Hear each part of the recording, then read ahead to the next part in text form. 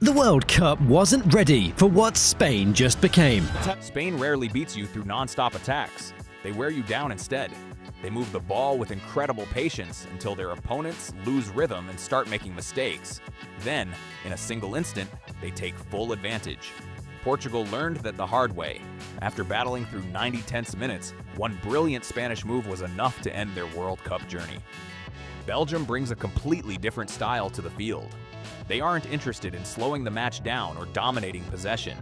They thrive in fast, open games filled with constant attacks. Scoring 4 times against the United States showed exactly how dangerous they can be, with explosive counterattacks and plenty of players capable of changing a game in seconds. Now these two opposite football styles are ready to face each other. Spain wants to dictate the tempo, stay patient, and control every phase of the match. Belgium prefers speed, pressure, and unpredictable action that can turn the game upside down at any moment. That's what makes this quarterfinal so exciting. It's now Oyarzabal, back post, there it is! There he is! The winner won't just reach the next round, they could easily become the biggest favorite to lift the World Cup trophy. Spain's approach has been remarkably consistent for years. It's the same football identity that helped them capture a World Cup title and multiple European championships. Their plan is simple, but incredibly effective. Keep possession, force the opposition to chase the ball, and wait until one defensive mistake opens the door. That's exactly how the match against Portugal unfolded, with Spain calmly circulating possession, switching play across the field, and patiently searching for the smallest weakness in Portugal's defense. At the other end, Diego Costa delivered one impressive save after another, giving Portugal every chance to stay in the contest much longer than many expected. But Spain never lost its composure. There was no rushing, no desperate long balls, and no signs of panic. They stayed patient, trusted their game plan, and waited for the right opening. Then, right near the end of the match, Ferran Torres picked out Merino with a perfectly timed pass, and Spain finally found the breakthrough. What many people overlook is that this wasn't Spain's flashiest performance of the tournament. In fact, they had played more exciting football in earlier matches, but this may have been their smartest and most disciplined display. It's easy to impress when goals are flowing against a struggling opponent. Pedro Porro, Cucurella, Dani Olmo, Oyarzabal! It's much tougher to stay calm through nearly an entire match. Keep believing in the plan and deliver the decisive moment when everything is on the line. That's exactly the level of patience and confidence Spain displayed against Portugal with the pressure of an entire nation behind them. Now the focus shifts completely because Belgium took a very different approach. Forget the old storyline that has surrounded this team for years. The idea that their so-called golden generation had faded lost its energy and was making one last attempt on the biggest stage. Belgium answered those doubts in the strongest way possible by scoring 4 goals against the United States. They struck early, grabbed control of the match, and never allowed the Americans to fully settle into the game. From that point on, Belgium attacked with speed and purpose, launching dangerous transition after dangerous transition. Time after time, the US defense was still trying to get organized, while Belgium was already creating chances around the penalty area. A big reason for that performance came from Rudy Garcia's tactical choices before kickoff. Instead of relying on a slower, possession-focused setup, he built his plan around athleticism, direct play, and quick movement. That extra pace gave Belgium a completely different edge and made them a constant threat whenever they won the ball back. The impact was obvious from the very beginning. Belgium didn't look like a team trying to protect the match. They looked like a team determined to keep attacking every chance they got. After the round of 16, the contrast between these two sides couldn't be much clearer. Spain controls matches by controlling the tempo. They keep possession, slow everything down, and patiently wait until their opponents lose focus or make a costly mistake. That falls for Lukaku, and he will find the net! Belgium does almost the opposite.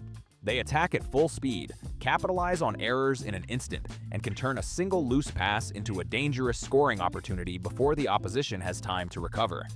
These are two completely different ways of taking control of a football match, and when they meet on Friday night in Los Angeles, only one style will move on.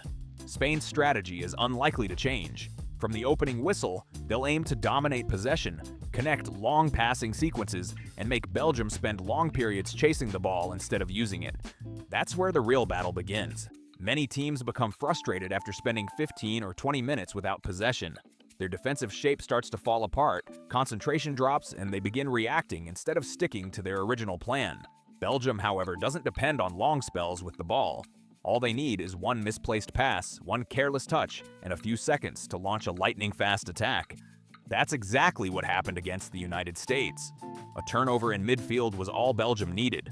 Within moments, they had pushed forward and were already creating danger before the defense had fully reorganized. This isn't simply a lucky pattern, it's become a defining part of Belgium's identity throughout the tournament. That style could create Spain's biggest challenge because their fullbacks often push high up the pitch to support possession. While that helps Spain control the game, it can also leave open spaces behind the defense. The same areas Belgium has consistently looked to exploit with quick, direct attacks. One misplaced pass in that area could change everything in an instant. Instead of dealing with a small warning, Spain could suddenly find itself facing a dangerous 2-on-1 attack with very little defensive cover left behind. That's why the battle in midfield could end up deciding the entire match. Spain's objective is clear. They want to control possession, slow the tempo, recycle the ball with patience, and allow openings to appear naturally over time. Belgium has a completely different mindset. Their goal is to win the ball high up the pitch and attack immediately. No extra touches, no slow build-up, and no unnecessary sideways passing. The moment they recover possession, they look to move forward as quickly as possible. Whichever team takes control of midfield will likely control the rhythm of the game. If Spain dominates that area, Belgium may spend long stretches defending and chasing the ball. But if Belgium's high press forces turnovers, the match could quickly become the fast, unpredictable contest Spain has worked hard to avoid throughout the tournament. There's another challenge Spain hasn't really experienced yet. Belgium brings a level of physical strength and aerial ability that creates danger every time the ball is delivered into the penalty area. Portugal relied more on intricate passing combinations and technical play to create chances. Belgium doesn't always need that. Sometimes one accurate cross, one well-timed flick, or one powerful aerial duel is enough to create a major opportunity. That's the balance Spain must manage. They want to dominate possession and dictate the pace, but they also have to stay alert against Belgium's direct and physical attacking style. Every time Spain pushes more players into attack, they also leave space behind them, and throughout this tournament, Belgium has shown that they need only a few seconds to take full advantage of any opening. That's what makes this matchup so dangerous for both sides. Looking beyond the tactics, this game is also about confidence and belief. Both teams arrive in Los Angeles convinced they have what it takes to win. Spain's confidence is built on one remarkable statistic: 0 goals conceded during the tournament. Portugal couldn't break them down, and neither could any other opponent. For a team that values control above everything else, that record is powerful evidence that their approach is working. It reinforces the belief that patience, discipline, and trust in the game plan can deliver results, even when the football isn't always spectacular to watch. Belgium's confidence has been built in a different way. It comes from proving people wrong again and again. Before the tournament even began, many questioned whether this squad still had enough quality to compete at the highest level. Some believed their best years were already behind them. Belgium responded in the strongest way possible, by letting their performances on the pitch answer every doubt. Then Belgium stepped into the round of 16 and delivered one of their strongest performances of the tournament. A 4-goal display against the United States showed confidence, sharp finishing, and control from start to finish. They didn't play like a team carrying pressure. They played like a squad determined to prove that every doubt about them had been misplaced. That's what makes this quarterfinal feel so special. Neither side enters the match intimidated by the other. Spain believes its patient, possession-based style can handle Belgium's speed and direct attacks. Belgium, meanwhile, is fully convinced it can disrupt Spain's rhythm and create dangerous moments of its own. Both teams step onto the pitch expecting to win, and that confidence raises the stakes even higher. The biggest question for Spain is whether their organized defensive structure can deal with relentless pace and constant runs into open space for an entire match. Belgium will keep looking for quick transitions and opportunities to attack before Spain can reset. On the other side, Belgium faces an equally difficult challenge. Their game thrives on forcing mistakes and winning possession in dangerous areas. But what happens if Spain rarely gives the ball away? Those unanswered questions are what make this matchup so compelling. This is about far more than simply reaching the semifinals. The team that leaves Los Angeles with the victory could also leave with the reputation of becoming one of the strongest contenders for the World Cup title. When the final whistle blows, the result may reveal something even more important than the score itself.